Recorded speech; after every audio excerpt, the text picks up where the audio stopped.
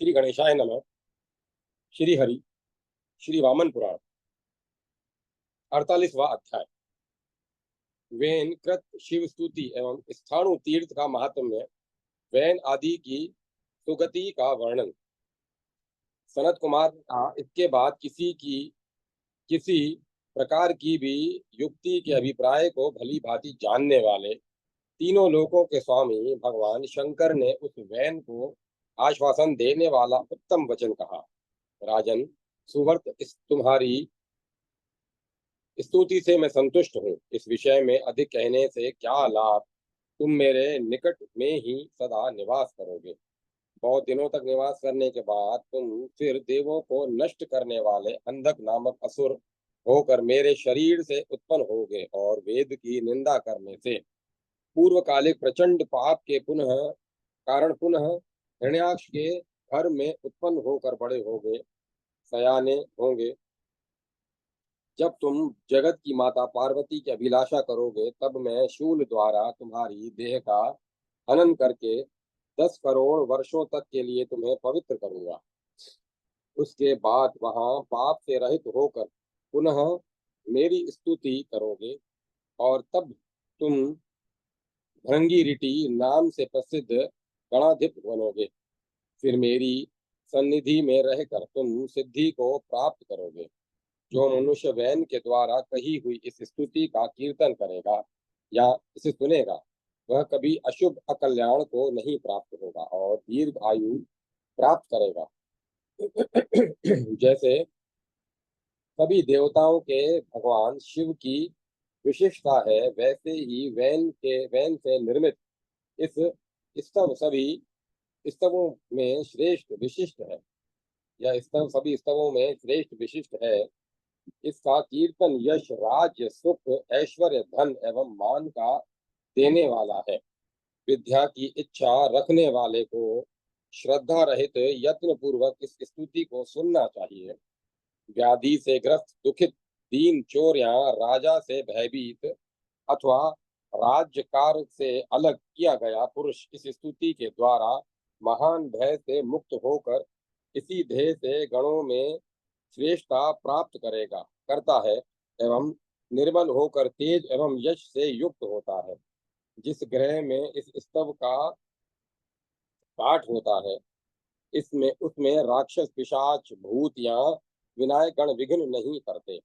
पति की आज्ञा प्राप्त कर इस स्तव का श्रवण करने वाली नारी मातृपक्ष एवं पितृपक्ष के देवता के समान पूजनीय हो जाती है।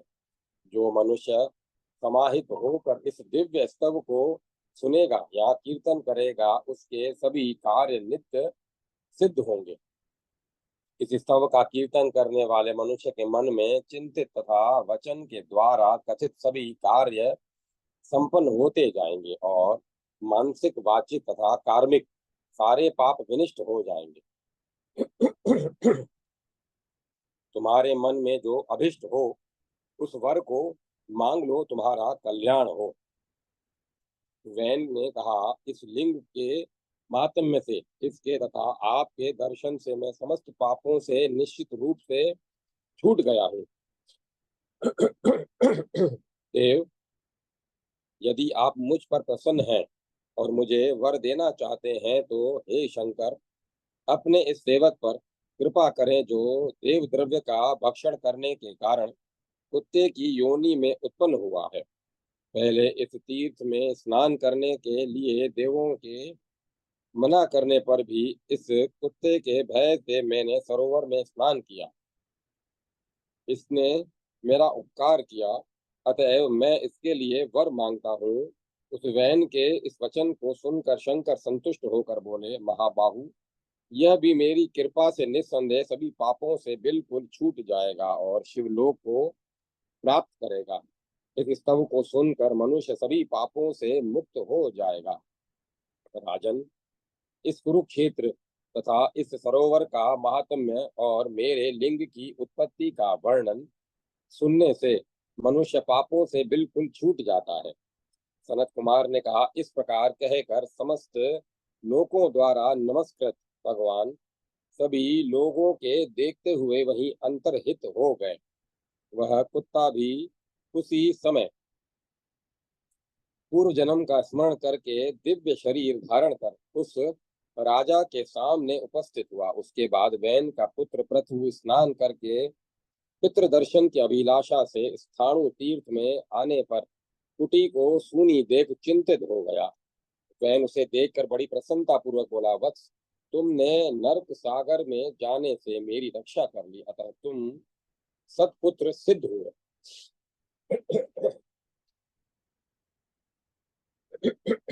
तीर्थ के तट पर रहने एवं तुम्हारे द्वारा नित्य अभिषिक्त होने के कारण तथा इस साधु के अनुग्रह एवं स्थाणु देव के दर्शन करने से मैं पापों से छूटकर इस स्वर्गलोक को जा रहा हूँ, उस स्वर्गलोक को जा रहा हूँ जहाँ शिव जी स्वयं स्थित है।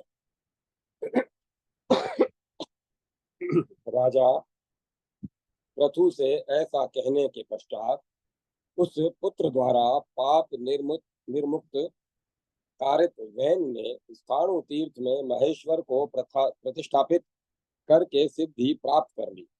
स्थाणु तीर्थ के प्रभाव से वह कुत्ता भी पाप से रहित होकर परम सिद्धि को प्राप्त हुआ और शिवलोक को चला गया।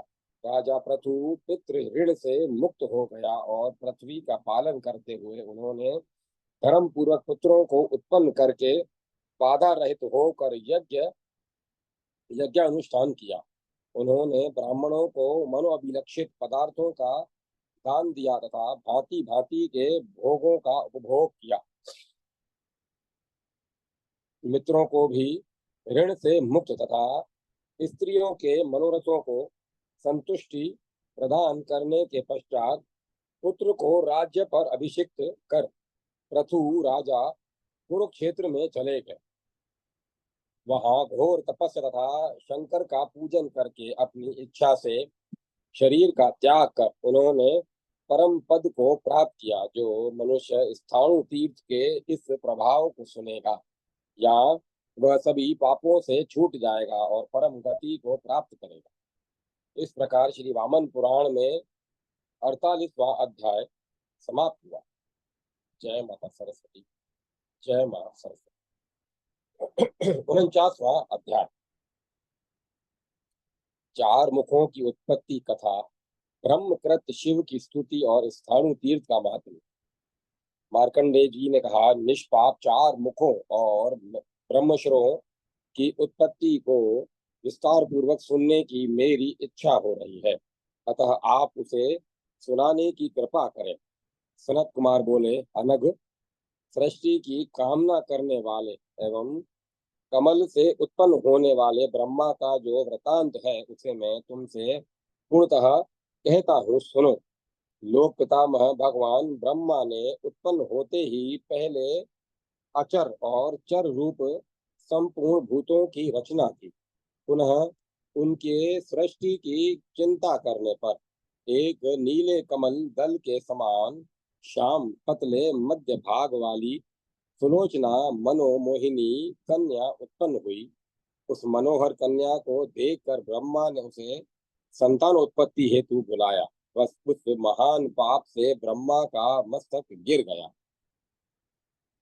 वे ब्रह्मा जी उस गिरे मस्तक को लेकर सभी पापों का विनाश करने वाले तीनों लोकों में विख्यात सन्नी हत्यासर नाम के तीर्थ में गए। ऋषि और सिद्धों से सेवित उस पवित्र स्थाणु तीर्थ में सरस्वती के उत्तरी तट पर चतुर्मुख चार मुख वाले शिवलिंग को स्थापित कर प्रतिदिन मनोरम धूप गंध सुंदर उपहारों एवं रुद्र सूक्तों से उसकी उपासना करने लगे। उनके इस प्रकार भक्ति पूर्वक शिव पूजा में तन्मय हो जाने पर भगवान नील लोहित शंकर जी स्वयं ही वहां आ गए। लोक पितामह ब्रह्मा ने उन आए हुए शिव को देखकर सिर झुकाकर प्रणाम किया और पुनः वे ब्रह्मा जी उन शिव की स्तुति करने लगे। ब्रह्मा ने कहा, भूत भव्य एवं भव के आश्रय स्वरूप महादेव जी, आपको नमस्कार है। नित्य स्तुति किए जाने वाले और तीनों लोकों के रक्षक आपको नमस्कार है। सभी पापों को नष्ट करने वाले एवं पवित्र देह वाले आपको नमस्कार है। चर और अचर के गुरु आप रहस्यों के भी रहस्य को गुप्त से गुप्त तत्व को प्रकाशित करने वाले हैं। वेदों की दवाओं से दूर न होने वाले, सभी रोगों का विनाश करने वाले, रूरु मृग चर्मधारी शोक से रहित शिव आपको नमस्कार है। जल की उताल तरंगों से महाबुद्धि के विघटन करने में स्वयं भी संशुद्ध देव, आपके नाम का जप करने वाले प्राणी संसार में नहीं पड़ते। नित्य के भी नित्य आपको नमस्कार है। तीनों लोकों के पालक कल्याणकारी निशात्मिका, बुद्धि से भी अगम्य, अप्रेमय, शारीरिक मानसिक रोगों के नाश करने वाले आपको नमस्कार है। सबसे परे अप्रिमेय अपरिमेय, पाप में न आने योग्य, सभी प्राणियों के प्रिय देव एवं सभी पापों के श्रेय करने वाले योगेश्वर आपको नमस्कार है। आप स्थाणु स्वरूप सिद्ध एवं सिद्धों तथा बंदियों के द्वारा स्तुत आपको नमस्कार है। संसार के प्राणियों के लिए दुर्ग बने हुए आप विश्व रूप के लिए नमस्कार है। सर्पराज के द्वारा बखानी गई महिमा वाले सर्पराज के बाजू बंद एवं माला धारण करने वाले भास्कर स्वरूप आपको नमस्कार है। आपको बारंबार नमस्कार है। इस प्रकार स्तुति किए जाने पर शंकर ने ब्रह्मा से कहा, ब्रह्मन, जो कार्य अवशाम्बी है उसके विषय में आपको कभी भी चिंता नहीं करनी चाहिए। पहले वराह कल्प में मैंने आपका जो मस्तक अपहृत किया था वही चार मुख हो गया। अब वह कभी विनष्ट नहीं होगा। इस सन्निहित तीर्थ में भक्ति पूर्वक मेरे लिंगों की प्रतिष्ठा करके आप सभी पापों से छूट जाएंगे। प्राचीन काल में सृष्टि रचना की इच्छा से आपने मुझे अनुप्रेरित किया था, अतः मैं ऐसा ही होगा यह कहकर भूतों के देश में रहने वाले की भांति दीर्घ काल तक तप करके सन्निहित में विलीन होकर स्थित रहा। उसके बाद आपने बहुत दिनों तक मेरी प्रतीक्षा की। फिर आपने अपने मन में सभी प्राणियों की सृष्टि करने वाले का ध्यान किया। तब उन्होंने मुझे वहां जल में विलीन देखकर आपसे कहा कि यदि मुझसे अन्य कोई बड़ा पहले हुआ न माना जाए तो मैं प्रजा की सृष्टि करूंगा। आपने कहा, आपके सिवाय कोई दूसरा अग्रज पुरुष नहीं है। ये स्थाणु जल में विलीन अथवा विवश पड़े हैं। आप मेरा कल्याण करें। फिर उन्होंने दक्ष आदि प्रजापतियों तथा समस्त भूतों की सृष्टि की। इस तरह जिन्होंने इस चार प्रकार के प्राणी समुदाय को उत्पन्न किया, सृष्टि होते हुई वे सभी प्रजाएं सुशुद्ध शुद्धित हो गई और प्रजापति को खाने की इच्छा से उन्हीं पर लपक पड़ी। जब उन्होंने उन्हीं का भक्षण करने की चेष्टा की तब त्राण पाने की इच्छा से वे पितामह के पास दौड़ कर गए और उनसे बोले, प्रजाओं की जीविका का विधान कीजिए। फिर आपने उन्हें अन्न जीवन साधन प्रदान किया।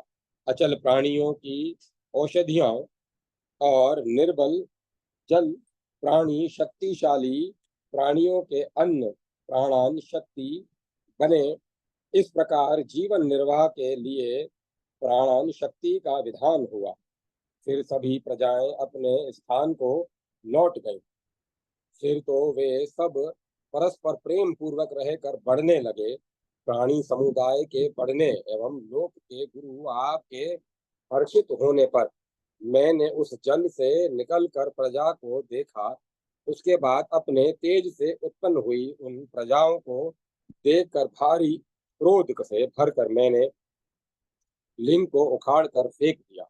तालाब के बीच में फेंका गया वह लिंग ऊपर स्थित हो गया। तभी से वह लिंग संसार में स्थाणु नाम से प्रसिद्ध हो गया। इस लिंग का एक बार भी दर्शन करने से मनुष्य सभी पापों से छूटकर मोक्ष पद प्राप्त कर लेता है, जहां से वह फिर नहीं लौटता।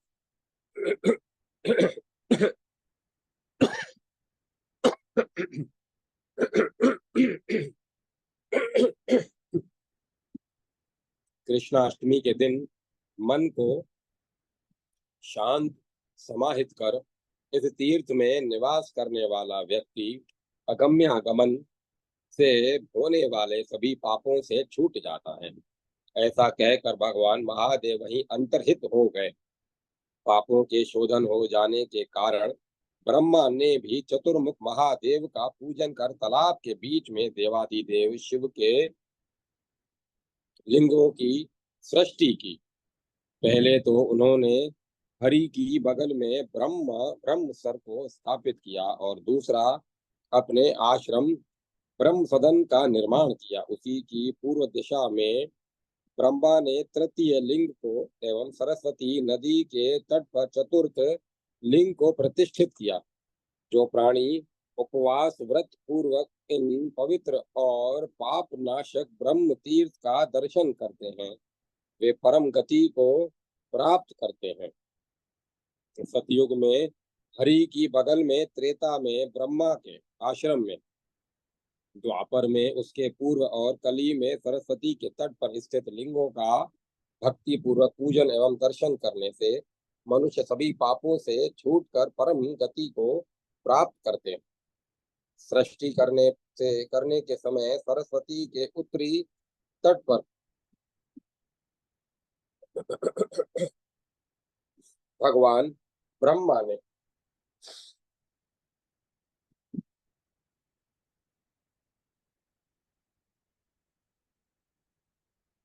भगवान ब्रह्मा से अर्चित भगवान महेश्वर चतुर्मुख नाम से विख्यात हुए। मनुष्य उनका श्रद्धा के साथ प्रणाम कर लोला सांकर्य, चंचला से उत्पन्न वर्ण संकर तथा वेभांड सांकर्य से उत्पन्न सभी पापों से मुक्त हो जाता है। उसी प्रकार द्वापर युग के आने पर अपने आश्रम में शंकर का पूजन कर ब्रह्मा वर्ण शंकर से उत्पन्न होने वाले रजोगुण के भावों से मुक्त हुए। मनुष्य कृष्ण चतुर्दशी तिथि में वहां शंकर जी का पूजन कर अभक्ष्य अन्न के भक्षण करने से होने वाले समस्त पापों से विमुक्त हो जाता है। कली काल आने पर वशिष्ठ आश्रम में स्थित होकर ब्रह्मा ने चतुर्मुख शंकर की स्थापना की तथा उत्तम सिद्धि प्राप्त की। जो लोग वहां निराहार, श्रद्धा युक्त और जितेंद्रिय होकर महादेव की पूजा करेंगे, वे परम पद को प्राप्त करेंगे। इस प्रकार मैंने आपसे स्थाणु तीर्थ का महात्म्य बताया, जिसे सुनकर मनुष्य सभी पापों से मुक्त हो जाता है। इस प्रकार श्री वामन पुराण में 49वां अध्याय समाप्त हुआ।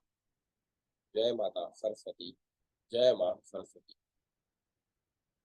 50वां अध्याय कुरुक्षेत्र के प्रथुद प्रथुदक तीर्थ के संदर्भ में अक्षय तृतीया के महात्म्य की कथा। देव महादेव ने कहा, देवताओं, इस प्रकार प्रथुदक तीर्थ पाप भय को नष्ट करने वाला और पवित्र है। तुम लोग सन्निहित तालाब तक उस ज्ञात व्याप्त होने वाले महातीर्थ में जाओ। जिस तिथि में चंद्रमा, सूर्य एवं बृहस्पति, ये तीनों ग्रह मृगशिरा नक्षत्र में स्थित होते हैं, उस पवित्र तीर्थ तिथि को अक्षया तिथि कहते हैं। श्रेष्ठ देवताओं, जहाँ सरस्वती नदी पूर्व दिशा में बह रही है, वहां जाकर भक्ति श्रद्धा से श्राद्ध करके पितरों की आराधना करो। भगवान का निर्देश सुनकर इंद्र के सहित सभी देवता कुरुक्षेत्र में विद्वान प्रसुदक नाम वाले पवित्र तीर्थ में गए। वहां स्नान करके सभी देवताओं ने बृहस्पति से कहा, भगवान, इस मृगशिरा नक्षत्र में आप प्रविष्ट होकर पाप विनाशिनी पवित्र तिथि का निर्माण विधान करें। आपका यह निर्दिष्ट समय आ गया है। सूर्य उस स्थान पर स्थित है तथा चंद्रमा भी उसमें प्रविष्ट हो रहे हैं। हे बृहस्पति, देवताओं का कार्य आपके अधीन है, आप उसे पूरा करें। देवताओं के इस प्रकार कहने पर देवों के गुरु बृहस्पति ने यह कहा, देवताओं, यदि मैं वर्ष स्वामी बनूं तो मृगशिरा नक्षत्र पर जाऊंगा। सभी देवों ने कहा, ठीक है। तब उन्होंने बृहस्पति ने मृगशिरा नक्षत्र में प्रवेश किया।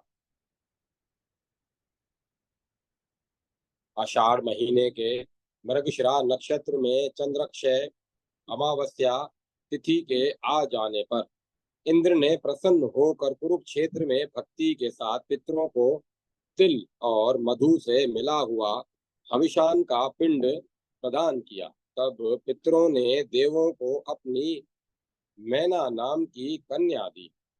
देवताओं ने उसे हिमालय सौंप दिया। देवों के अनुग्रह से उस मैना को पाकर वे हिमवान प्रसन्न हो गए और इच्छा अनुकूल विनोद विहार में लग गए। हिमालय पितरों द्वारा दी गई उस कन्या के साथ दाम्पत्य सुख में आसक्त हो गए।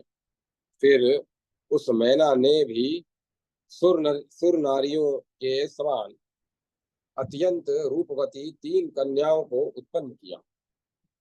इस प्रकार श्री वामन पुराण में 50वां अध्याय समाप्त हुआ।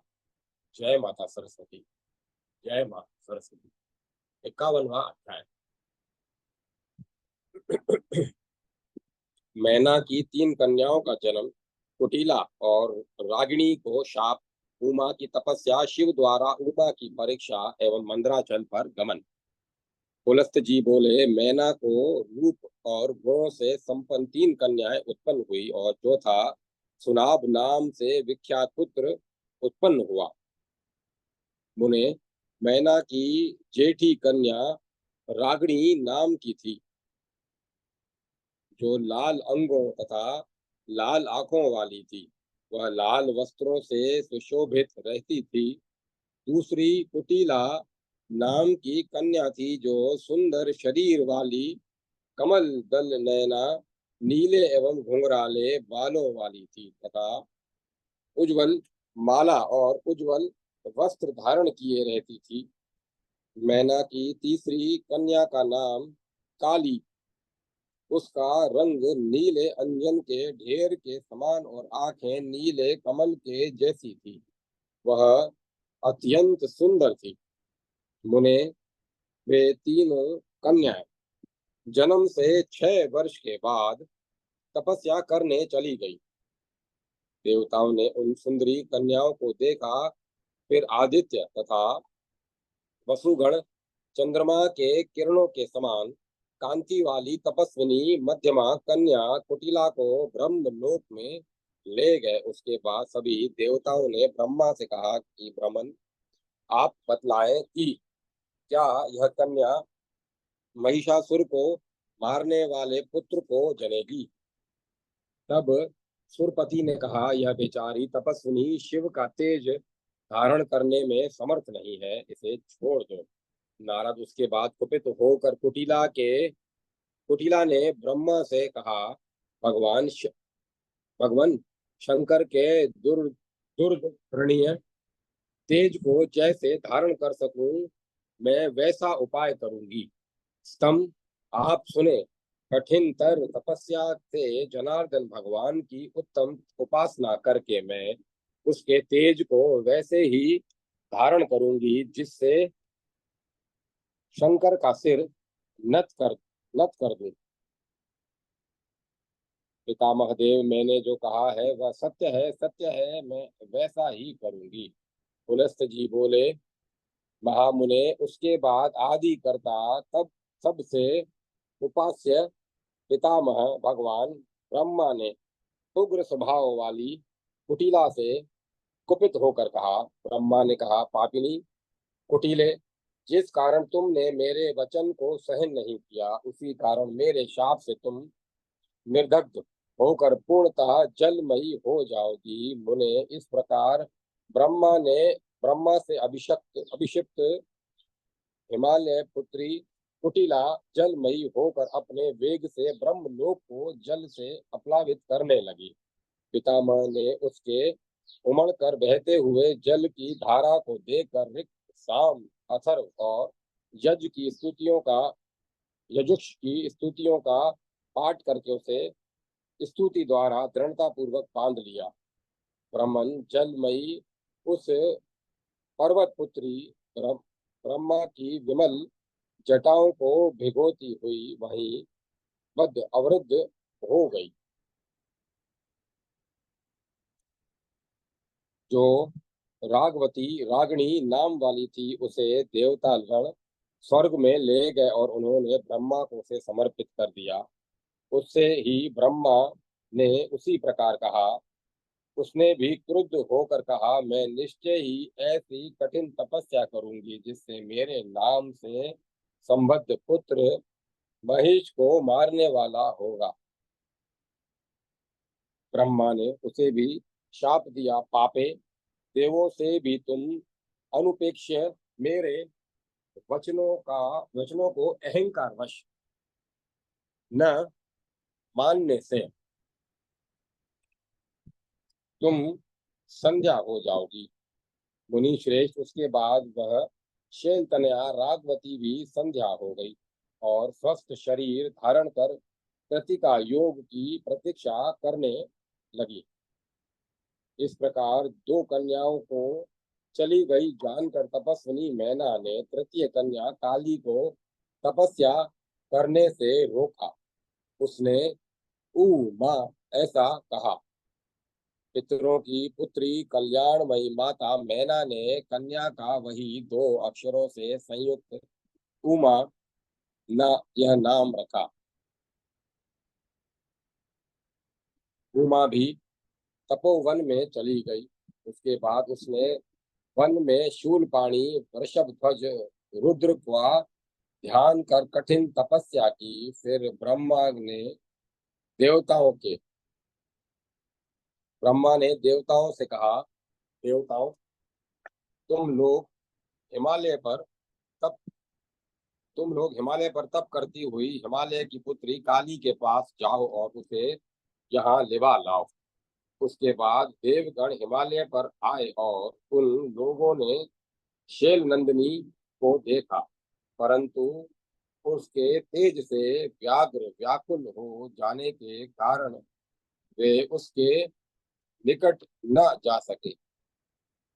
देवताओं के साथ इंद्र भी उसे उसके तेज से कांतिहीन से हो गए। वे ब्रह्मा से उसके तेज का आधिक्य बतलाकर खड़े हो गए। उसके बाद ब्रह्मा ने कहा, वह निश्चय ही शंकर की पत्नी होगी, क्योंकि उसके तेज से तुम सब व्याकुल और प्रभावहीन हो गए हो। अतः देवताओं, तुम लोग चिंता छोड़कर अपने अपने स्थान को जाओ। अब समझ लो कि युद्ध में तारक के साथ महिष मारा ही गया। इस प्रकार ब्रह्मा ने जब इंद्र के साथ सभी देवताओं से कहा, तब देवगण चिंता रहित होकर उसी समय अपने अपने स्थान पर चले गए।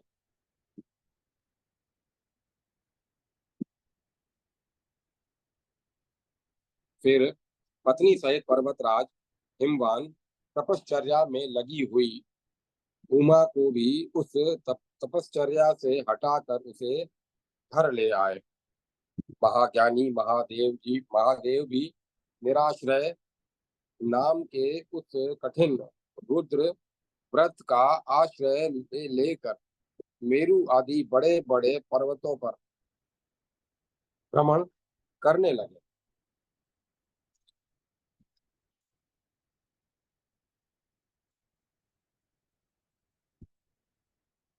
वे कभी पर्वतराज हिमालय पर गए। हिमालय ने उनकी श्रद्धा से पूजा की। फिर उस रात उन्होंने वहीं निवास किया। दूसरे दिन देवराज पर्वतराज हिमालय ने महादेव को निमंत्रित किया और कहा, हे विभो, आप तपस्या करने के लिए यहीं रहें। हिमालय के इस प्रकार कहने पर शंकर ने भी वही विचार किया और बिना घर का रहना छोड़कर आश्रम में रहने लगे। देवादिदेव शूलधारी शंकर के आश्रम में रहने पर गिरिराज की कल्याणी कन्या काली उस स्थान पर आई। अपनी प्रिय सती को पुनः हिमतन्या उमा के रूप में उत्पन्न हुई और अपने सामने आई देखकर शंकर ने उनके आने का अभिनंदन तो किया, पर वे फिर योग में लीन हो गए। सुंदर शरीर वाली हिमसुता ने वहां जाने के बाद दोनों हाथ जोड़कर सहेलियों के साथ शिव के दोनों चरणों में अभिवादन प्रणाम किया। उसके बाद शंकर ने देर तक गिरी कन्या को देखा और कहा, यह उचित नहीं है। ऐसा कहकर शंकर अपने गणों के साथ तिरोहित हो गए, छिप गए। भय उत्पन्न करने वाली शंकर के वचन को सुनने भय उत्पन्न करने वाले शंकर के वचन को सुनकर आंतरिक दुख से जलती हुई ज्ञानियों ज्ञानिनी उन पार्वती ने भी अपने पिता से कहा, तात पिनाक धारण करने वाले शंकर देव की आराधना एवं उत्कट तथा महान तप करने के लिए मैं विशाल वन में जाऊंगी। पिता ने कहा, ठीक है। उसके बाद शंकर के शंकर की आराधना की इच्छा से ललिता पार्वती उसी हिमालय पर्वत की विस्तृत तलहटी में तप करने लगी। उस समय उनकी सहचरियां समिधा कुछ फल मूल आदि लाकर देवी की सेवा करने लगी। उन सहचारियों ने पार्वती के विनोद के लिए तेजसी त्रिशूलधारी शंकर की मिट्टी की मूर्ति बनाई। पार्वती ने भी कहा, सखियों, ठीक है, फिर तो मैं पार्वती जी उसी मूर्ति को पूजा करती और बार बार उसे निहारती रहती थी। उसके बाद उनकी श्रद्धा से त्रिपुरासुर को मारने वाली शंकर प्रसन्न हो गए। उसके बाद उनकी श्रद्धा से त्रिपुरासुर को मारने वाले शंकर प्रसन्न हो गए। उसके बाद पलाश का दंड, मुंज की मेखला, यज्ञोपवीत छत्र एवं मृग चर्म, हाथ में कमंडलू लिए एवं शरीर में भस्म रमाए हुए वे शंकर वटु के रूप में एक एक आश्रम में घूमते हुए काली के आश्रम में पहुंचे। नारद उसके बाद सहचारियों के साथ काली ने उनका प्रतुत्थान किया और यथोचित पूजन कर उनसे यह पूछा। उमा ने कहा, आए भिक्षुक अये भिक्षुक, आप शीघ्र मुझे बतलाएं कि आप कहाँ से आ रहे हैं। आपका आश्रम कहाँ है एवं आप कहाँ जाएंगे। भिक्षु ने कहा, पवित्र व्रतों वाली बाले, मेरा आश्रम वाराणसी में है। अब मैं यहाँ से तीर्थ यात्रा में प्रथुदक जाऊंगा। देवी ने कहा, विप्रेंद्र, प्रथुदक तीर्थ में आपको कौन सा पुण्य प्राप्त होगा। मार्ग में किन किन तीर्थों में स्नान करने से आप कौन कौन सा फल प्राप्त कर चुके हैं।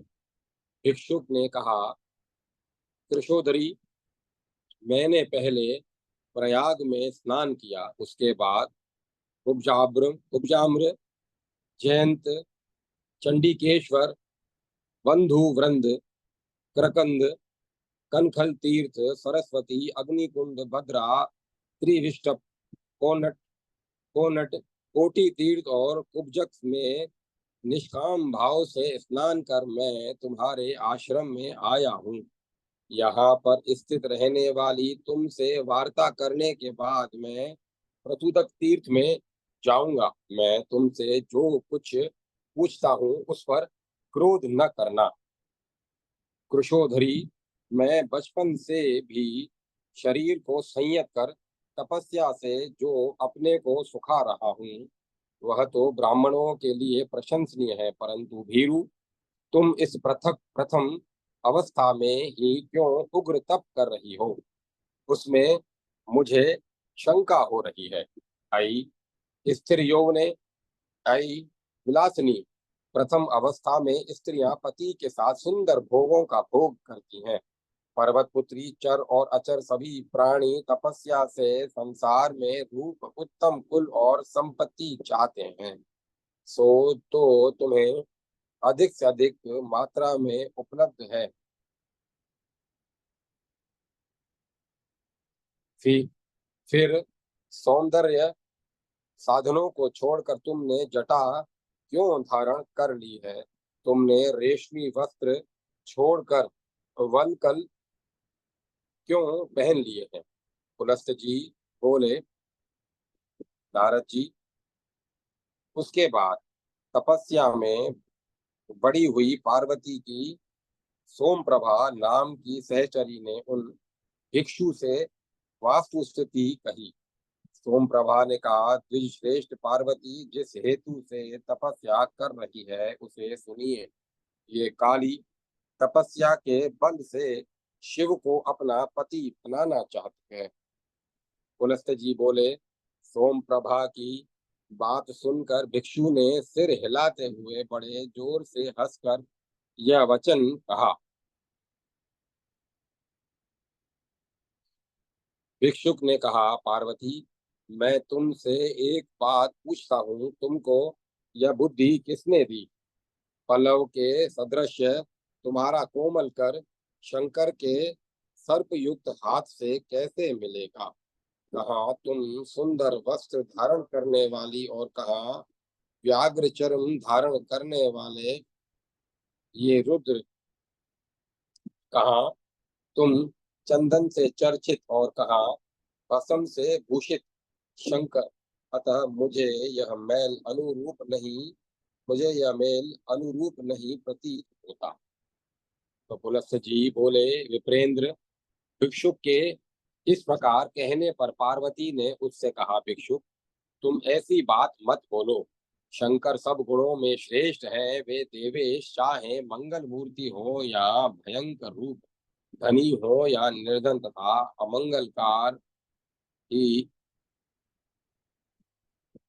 निर्धन तथा अलंकार संपन्न हो अथवा अलंकार विहीन, वे जैसे तैसे ही क्यों न हो, पर वे ही मेरे स्वामी होंगे। सहचारी को निर्देश कर शशि प्रभे इसे भिक्षुक को मना करो। यह पुनः कुछ कहना चाहता है क्योंकि इसके होंठ फड़क रहे हैं। देखो, निंदा करने वाला व्यक्ति वैसा पापी नहीं होता जैसा कि निंदा की बात सुनने वाला होता है। पुलस्त जी पुनः बोले, इस प्रकार इस प्रकार कहकर वरदायिनी पार्वती ने ज्यों ही वहां से उठकर जाना चाहा, त्यों ही शंकर बनावटी भिक्षुक रूप को छोड़कर अपने वास्तविक रूप में हो गए। वे अपने वास्तविक रूप में आने पर बोले, प्रिय, अपने गृह जाओ। मैं हिमवान के घर तुम्हारे लिए महर्षियों को भेजूंगा। रुद्र की कामना करने वाली तुमने जहाँ तुमने यहाँ जिन पार्थिव रूप को ईश्वर माना है वे संसार में भद्रेश्वर नाम से प्रसिद्ध होंगे। देव, दानव, गंधर्व, यक्ष, किन्नर, उरग एवं मनुष्य जो भी कल्याण की कामना करने वाले होंगे वे सदा उनकी पूजा करेंगे। उन्हें शंकर के इस प्रकार कहने पर हिमालय पुत्री पार्वती जी आकाश मार्ग से अपने पिता के घर चली गई। महातेजस्वी शंकर भी पर्वतराज की कन्या को विदा कर प्रठुदक नाम के तीर्थ में चले गए और वहां जाकर उन्होंने यथाविधि स्नान किया। उसके बाद देवों में प्रधान महेश्वर प्रसूतक तीर्थ में स्नान करके पाप से विमुक्त होकर नंदी गणों एवं वाहन के सहित महान मंदर गिरी पर आ गए। सप्त ब्रह्म ऋषि सप्त ऋषियों तथा अपने गणों के साथ त्रिपुरासुर को मारने वाले शंकर के आ जाने पर पर्वतश्रेष्ठ मंदर क्षण भर में ही प्रसन्न चित्त हो गया। पर्वतराज ने दिव्य फूलों फलों मूलों गंधों एवं पवित्र जल से समस्त गणेश्वरों के साथ भगवान शंकर की पूजा की। इस प्रकार श्री वामन पुराण में 91वां अध्याय संपूर्ण हुआ। जय माता सरस्वती। जय माता सरस्वती। 92वां अध्याय 52वां अध्याय शिव जी का महर्षियों को स्मृत कर उन्हें हिमवान के यहाँ भेजना। महर्षियों का हिमवान से शिव के लिए उमा की याचना। हिमालय की स्वीकृति और सप्त ऋषियों द्वारा शिव को स्वीकृति सूचना। पुलस्त जी बोले, इसके उसके बाद पर्वत द्वारा सम्यक रूप से पूजित होकर भगवान रुद्र बहुत प्रसन्न हुए। उसके बाद शंकर ने अरुंधति सहित सप्त महर्षियों का स्मरण किया। महात्मा शंकर के द्वारा स्मृत किए गए वे ऋषिगण सुंदर कंदराओं वाले महान शैल मंदिर पर आ गए। उन ऋषियों को आए हुए देखकर त्रिपुरासुर का नाश करने वाले महादेव ने अभ्युत्थान कर उनका पूजन किया। फिर यह वचन कहा, प्रभो, यह पर्वत श्रेष्ठ देवताओं द्वारा प्रशंसनीय एवं पूजनीय होने से धन्य है और आज यह आपके चरण कमलों की अनुकंपा से निष्पाप हो गया। अब आप लोग इस विस्तृत सम रम्य तथा शुभ पर्वत शिखर पर बैठे। इसकी शिला कमल वर्ण की तथा चिकनी एवं कोमल है। पुलस्त जी फिर बोले, भगवान शंकर के द्वारा इस प्रकार कहे जाने पर महर्षि गण अरुंधति के साथ शैल शिखर पर बैठ गए। ऋषियों के बैठ जाने पर देवताओं के अग्रणीय तथा संयत चित्त वाले नंदी अर्घ्य आदि से उनकी पूजा कर खड़े हो गए। उसके बाद सुरपालक शिव ने विनय से युक्त सप्तऋषियों से अपने यश की वृद्धि तथा देवताओं के कल्याण के लिए धर्म से युक्त वचन कहा। शंकर जी ने कहा, कश्यप अत्रि वशिष्ठ विश्वामित्र गौतम भारद्वाज अंगिरा, आप सभी लोग सुने। प्राचीन काल में दक्ष की आत्मजात सती मेरी प्रिया थी। उसने दक्ष के ऊपर कुपित होकर योग दृष्टि से अपने प्राणों का त्याग कर दिया। वही आज फिर उमा नाम से गिरिराज हिमालय की कन्या हुई है। दुष्टमो, आप लोग मेरे लिए पर्वतराज से उनकी याचना करें। पुलस्त जी बोले, शंकर जी के ऐसा कहने पर सप्तऋषियों ने बहुत कहा। सप्तऋषियों ने बहुत अच्छा यह वचन कहा और एवं ओम नमः शंकराय कहकर वे हिमालय के यहाँ गए। उसके पश्चात शंकर ने उसके पश्चात शंकर ने अरुंधति से कहा, सुंदरी, तुम भी जाओ। स्त्रियों के धर्म की गति स्त्रियां ही जानती हैं। शंकर के इस प्रकार कहने पर लोकाचार को दुर्लंघ्य प्रतिपादित करने वाली अरुंधति अपने पति के साथ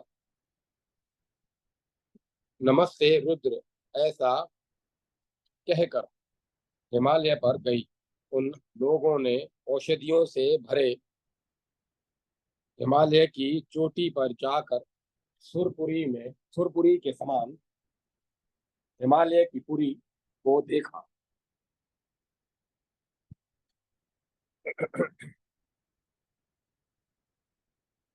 उसके बाद वे पार्वती वे पर्वतों की पत्नियां शांत चित्त वाले सुनाभादि पर्वतों, गंधर्वों, किन्नरों, यक्षों एवं अन्य दूसरों से भी पूजित, सम्मानित होकर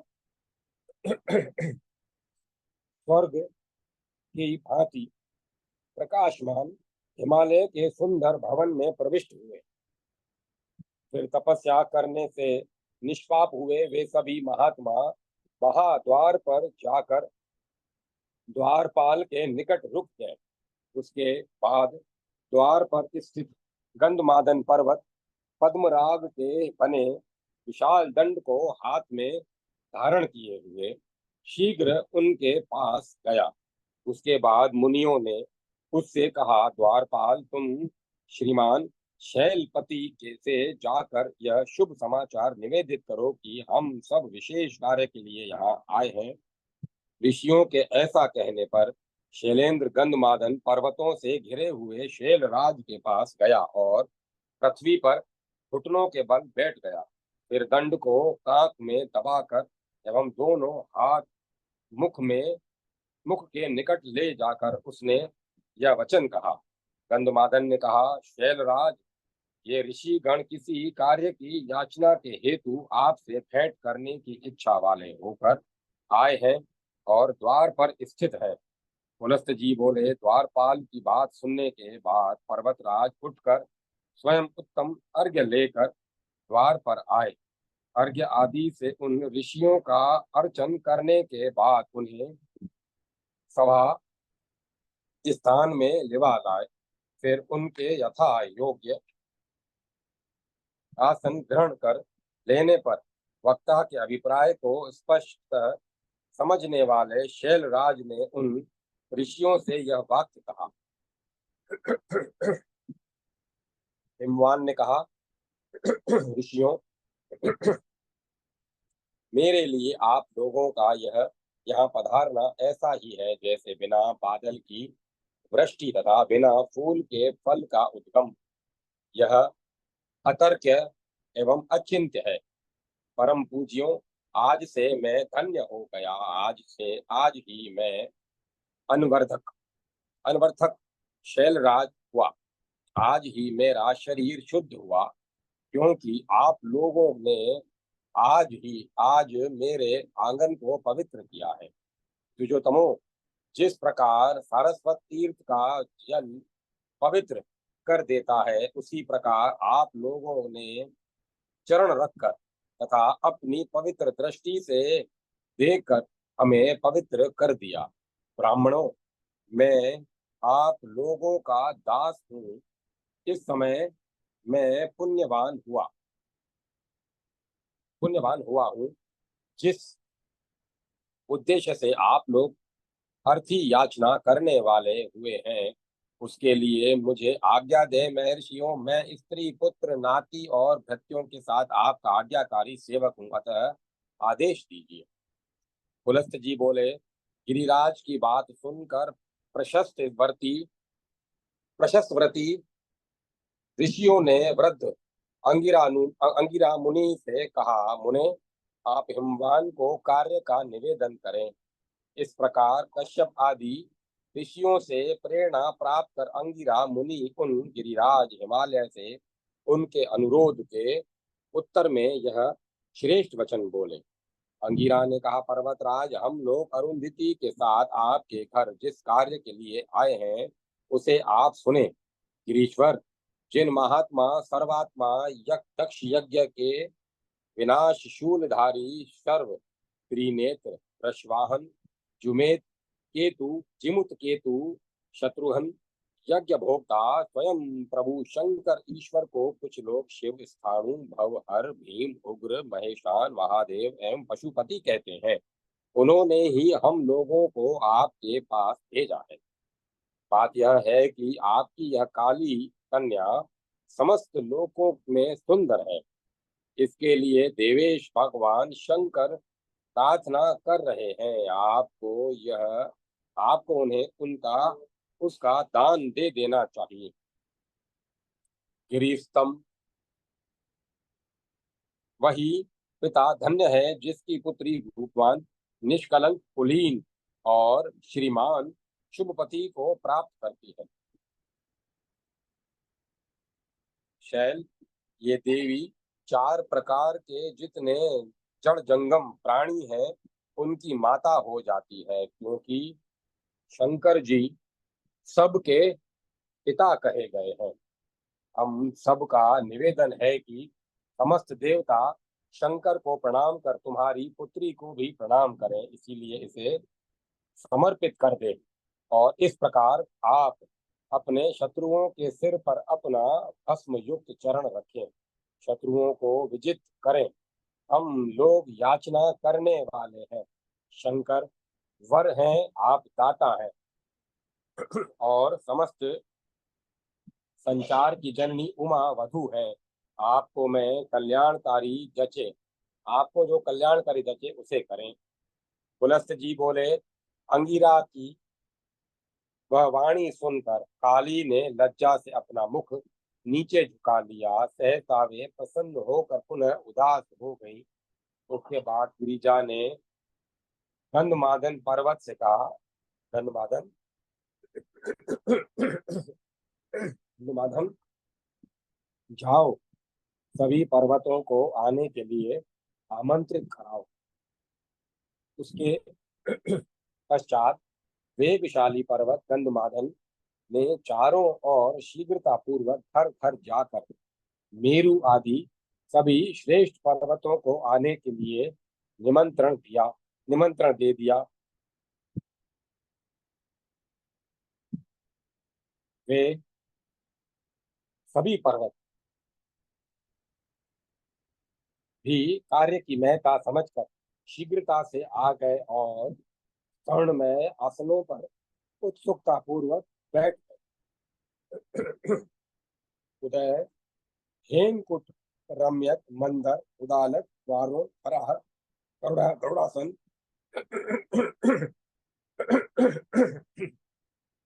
शक्तिमान, वेग सानु, तृण श्रृंग, श्रृंगवान, चित्रकूट, त्रिकूट,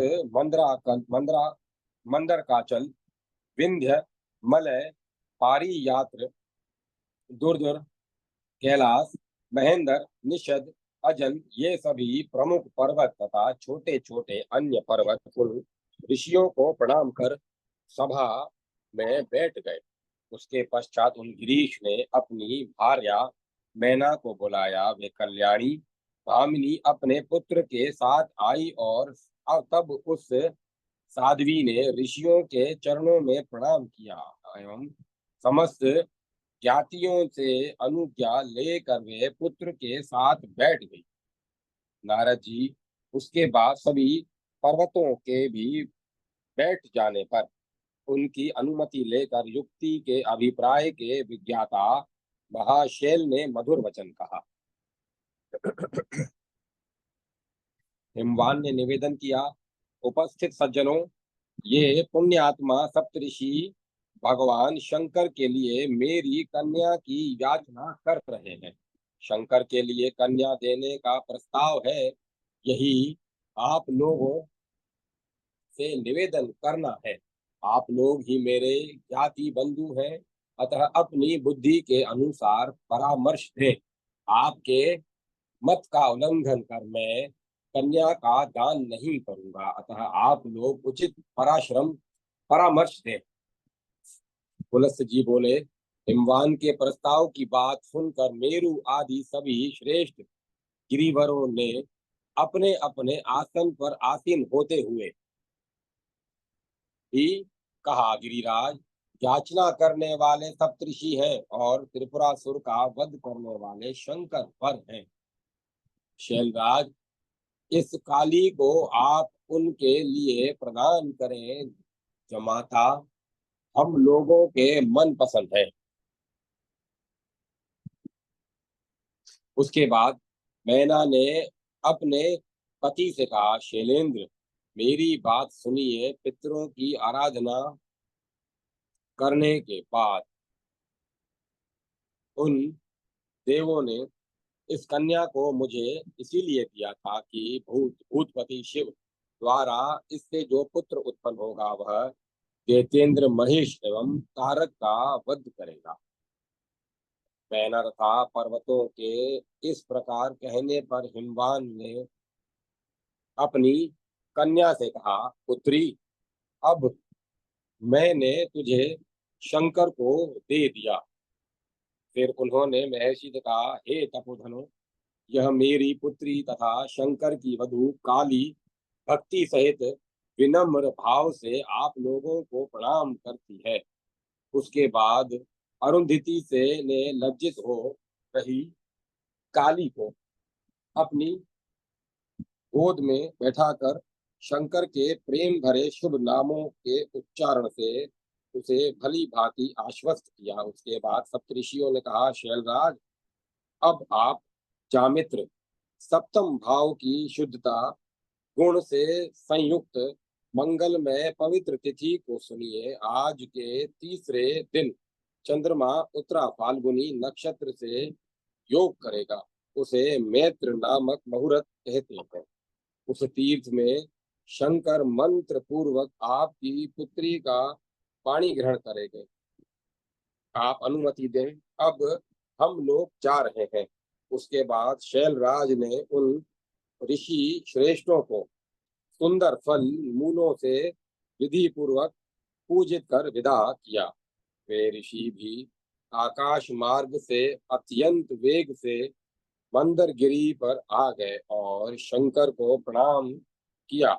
उन महर्षि जनों ने पुनः महेश को प्रणाम कर कहा, शंकर, आप वर हैं एवं गिरिजा वधू हैं।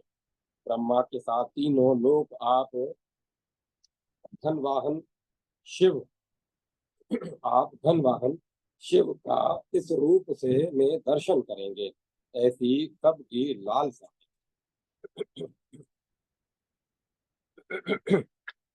उसके बाद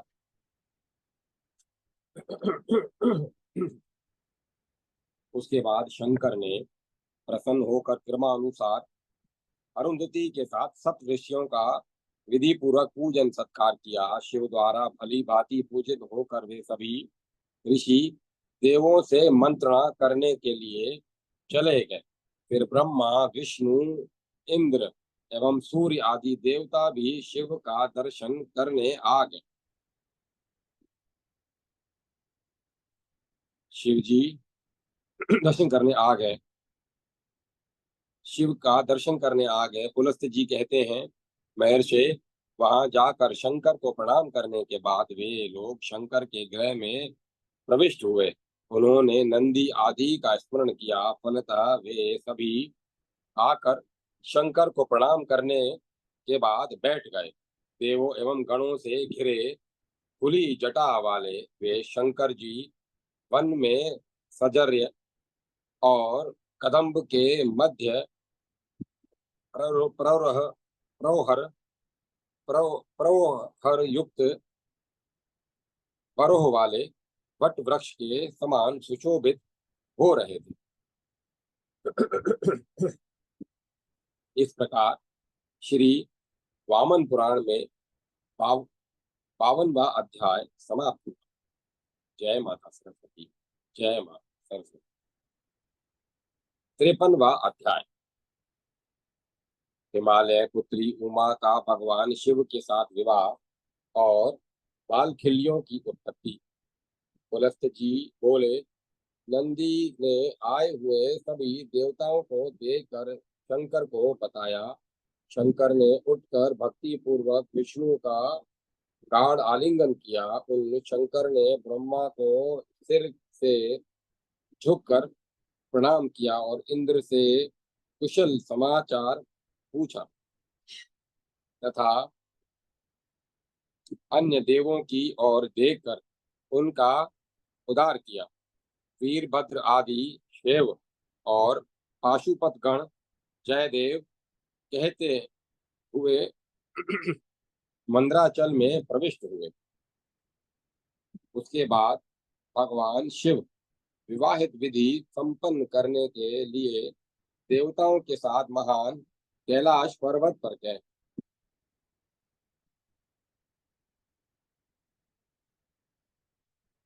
तत्पश्चात उस महान पर्वत पर कल्याणी देव माता अदिति, सुरभि, सुरसा एवं अन्य स्त्रियों ने शीघ्रता से शंकर का श्रृंगार किया। गले में मुंडमाल धारण किए, कटी में व्याघ्र चर्म, कानों में भ्रमर के समान नीले काले सर्प का कुंडल, कलाई में महान सर्पों का रत्न रूपी कंकण पहने, कंठ में हार, बाहुओं में बाजूबंद, भुजबंद, पैरों में नुपुर धारण किए, सिर पर ऊंची जटा बांधे, ललाट पर गोरोचन का तिलक लगाए हुए भगवान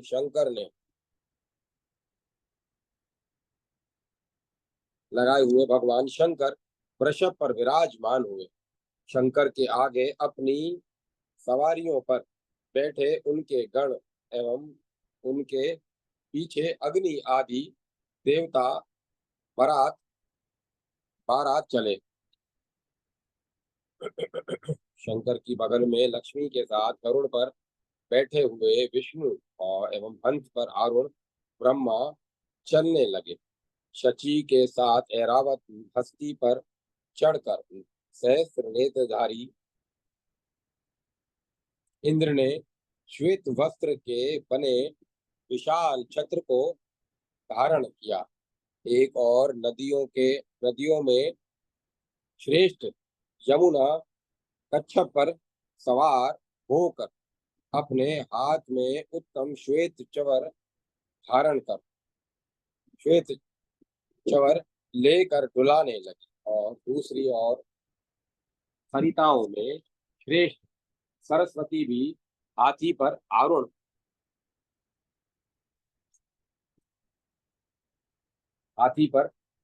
आरूढ़ होकर हंस, कुंद एवं इंदु के समान उत्तम चवर लेकर डुलाने लगी।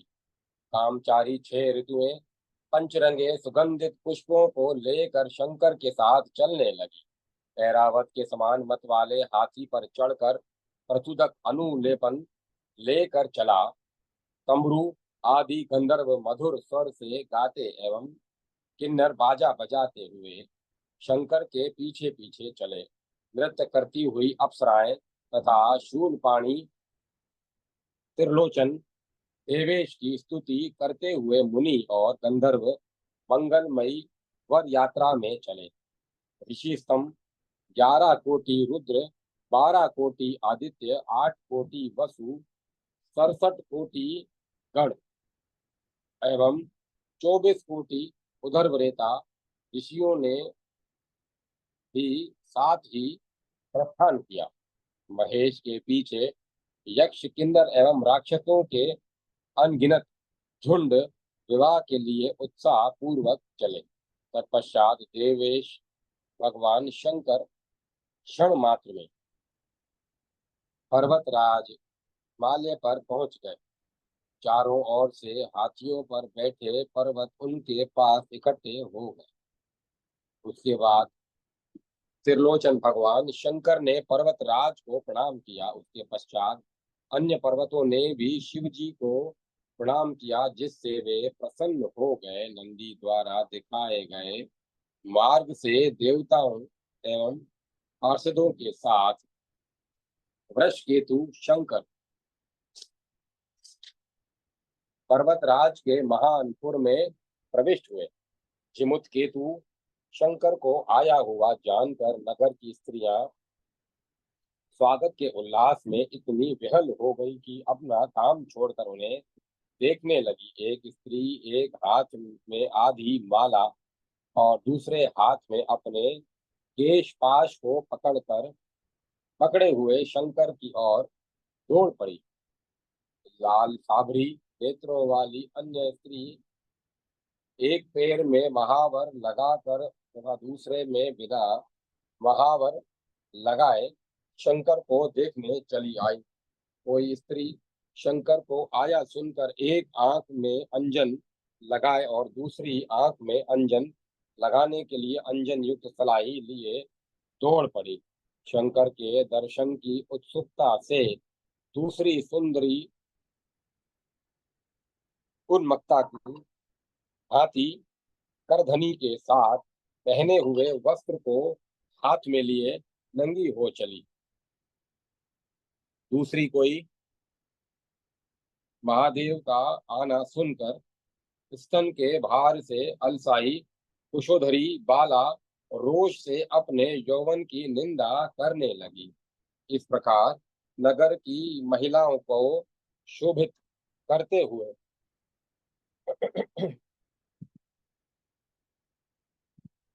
बैल पर चढ़े शंकर अपने ससुर के दिव्य महल में गए। तदंतर घर में प्रविष्ट हुए।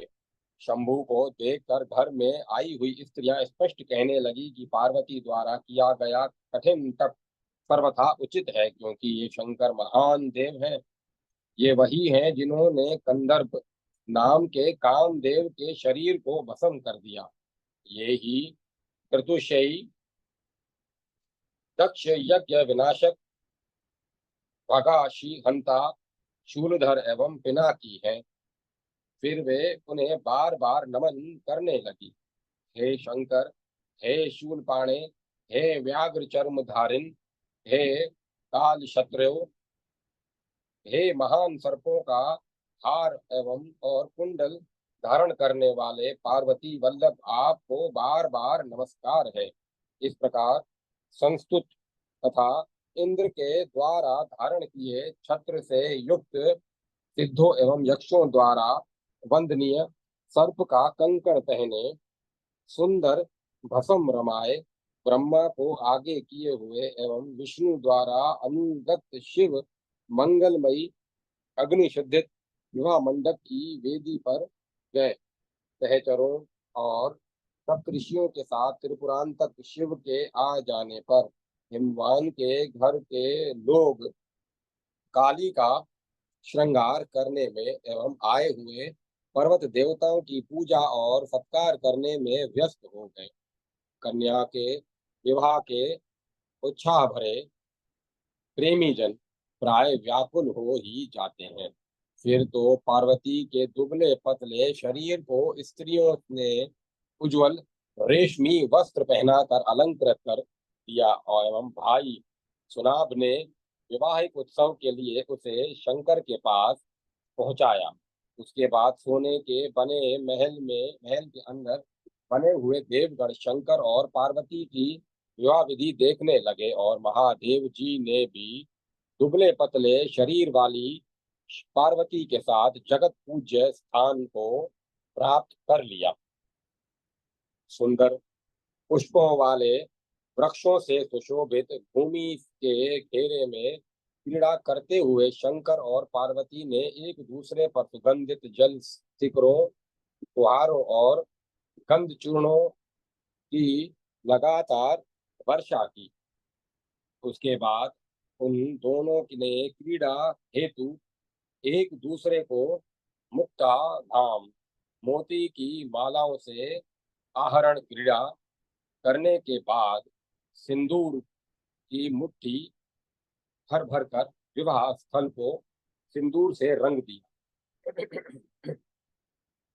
पृथ्वी पर सिंदूर ही सिंदूर कर दिया। इस प्रकार शंकर जी पार्वती के साथ क्रीड़ा करने के पश्चात ऋषियों से सेवित उदरण विवाहिक मंडप पर दक्षिण वेदी पर आए। उसके बाद पवित्र पहने तथा श्वेत वस्त्र धारण किए हिमवान श्वेत मधुपर्क लिए हुए आए बैठे हुए त्रिनेत्र इंद्री पूर्व दिशा की ओर देख रहे थे। शूलेंद्र ने सप्तऋषियों की ओर देखते हुए भली भांति आसन ग्रहण किया। आराम से आसन पर आसीन शंकर से गिरी ने हाथ जोड़कर अपने धर्म का साधक वचन कहा। हिमवान ने कहा, भगवान, मेरे द्वारा दी जा रही कुलाग्रज की पोत्री, पितरों की दोहित्री एवं मेरी पुत्री काली को आप कृपया स्वीकार करें। पुलस्त जी बोले।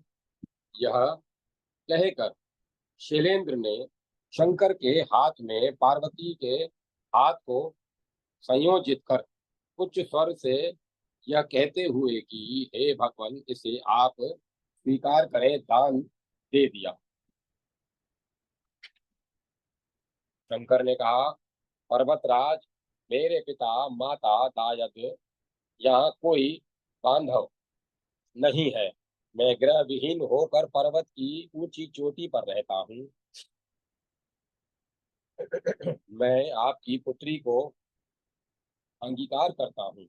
यह कहकर वरदाता शंकर ने पर्वत की पुत्री पार्वती के हाथ को अपने हाथ में ले लिया। देवर्षे शंकर के हाथ का स्पर्श प्राप्त कर उसे भी अत्यंत हर्ष हुआ। उसके इसके बाद मधुपर्क का प्राचन करते हुए वरदायक शंकर पर्वत की पुत्री के साथ वेदी पर बैठे। उसके बाद धान का सफेद लावा देकर ब्रह्मा ने गिरिजा से कहा, काली, पति के काली पति के चंद्रमा के समान मुख को देख एवं समदृष्टि में स्थित होकर अग्नि की प्रदक्षिणा करो। उसके बाद शंकर का मुख देखने पर अंबिका को इस प्रकार की शीतलता प्राप्त हुई जैसी सूर्य की किरणों से संतप्त पृथ्वी को प्रविष्ट वृष्टि पाकर होती है। पितामह ने फिर कहा, विभु का मुख देखो। अब उसने भी लज्जा पूर्वक धीरे से ब्रह्मा से कहा, देख लिया। इसके बाद गिरिजा के साथ उन्होंने अग्नि की 3 प्रदक्षिणा की एवं अग्नि में हविष के साथ लावा की आहुति दी। तत्पश्चात मालिनी ने गाय नेग के लिए शंकर का पैर पकड़ लिया। शंकर ने कहा, क्या मांगती हो, मैं दूंगा, पैर छोड़ दो। मालिनी ने शंकर से कहा, हे शंकर जी, मेरी सखी को अपने गोत्र का सौभाग्य दीजिए, अभी छुटकारा मिलेगा। उसके बाद महादेव ने कहा, मालिनी, तुम तो मांगती हो उसे मैंने तुम जो मांगती हो उसे मैंने दे दिया, मुझे छोड़ो। इसका जो गोत्रीय सौभाग्य होगा उसे मैं तुम्हें बतलाता हूँ, तुम सुनो। ये जो पीताम्बर पहने और शंख धारण करने वाले मधुसूदन है, मेरा गोत्र इनका सौभाग्य ही है।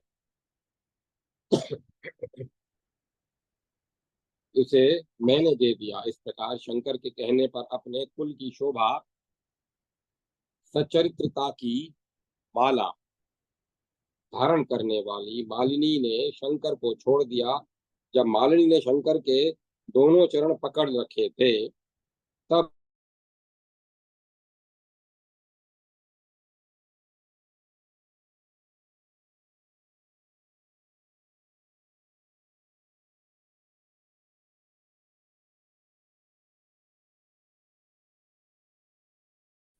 उनका शुक्र च्युत हो गया है। वश उन्होंने उस शुक्र को बालूका में छिपा दिया। उसके बाद शंकर ने कहा, ब्राह्मणों का वध मत कीजिए। पितामह, ये सभी बालखिल्य महर्षि हैं, जो बड़े ही धन्य हैं। फिर शंकर के कहने के बाद 88,000 बालखिल्य नामक तपस्वी उठ खड़े हुए। उसके बाद विवाह हो जाने पर शंकर कौतुकाकार कोहवर हो गए। उन्होंने रात्रि में पार्वती के साथ विनोद किया। पुनः प्रातः काल उठे। उसके बाद पार्वती को प्राप्त कर प्रसन्न हुए शंकर पर्वत राज से पूजित होने के बाद देवों एवं भूत गणों के साथ तुरंत ही मंदराचल पर आ गए। उसके बाद अष्टमूर्ति शंकर ने ब्रह्मा, विष्णु, इंद्र आदि देवताओं का यथोचित पूजन किया तथा उन्हें प्रणाम कर विदा किया। फिर स्वयं अपने भूत गणों के साथ मंदर पर्वत पर रहने लगे। इस प्रकार श्री वामन पुराण में 53वां अध्याय समाप्त हुआ। जय माता सरस्वती। जय माता सरस्वती। ओम नमः शिवाय। ओम नमो नारायण। ओम नमो भगवते वासुदेवाय। ओम तत्सत। ओम तत्सत। ओम तत्सत। अब कथा को विराम दिया जाता है।